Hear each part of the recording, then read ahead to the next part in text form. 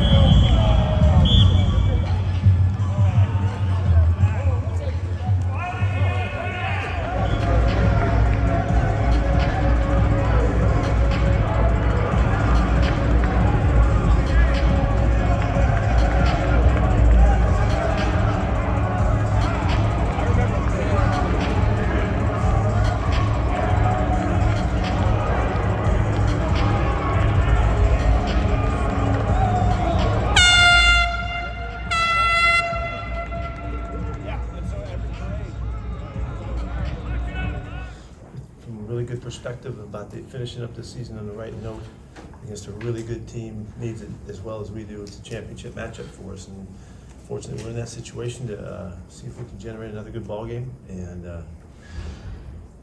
keep this thing moving along. We're making some progress, we're doing some things better, some things we continue to work on that we'll try to get ironed out this week, but knowing that this club just came off a great victory over a division rival and played an amazing game, it's going to be hard, and so that's what we expect this time to happen. And it's obvious, that he lifted, and they had great play out of other guys too. Turnovers, that helped, but he was right in the middle of all that. So obvious, it really is. They play tough. They're aggressive. They don't settle for just lining up and just giving it to you. You just got to beat them. They're going to come after you. They're going to attack you. Always challenging with the defensive game plans. Big backs run the football, the whole thing. Special teams is really good. They blocked 3 punts this year already or something. So they've had a big factor in how they play, and a fantastic turnover team. Again, he always does that, and he did it again. Always, his consistency is what's most noticeable to me, and something that I really, appreciate. But he's also been a really stand-up dude. He's been always at the point of the discussions, whether he's working with the rules committee or whatever.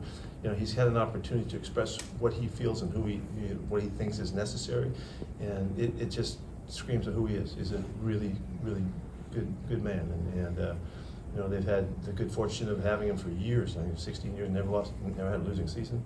That's a pretty good marker now. That's hard to get that done, and ultimate respect for him. He's bouncing around pretty good in the walkthrough. We'll see what happens in practice today. So this is the first time really he's been able to show a little bit of something, getting back on the field. He's wanted to and tried to, but it's fun watching him out there. The guys that are that impacting, you have to do a little bit of everything.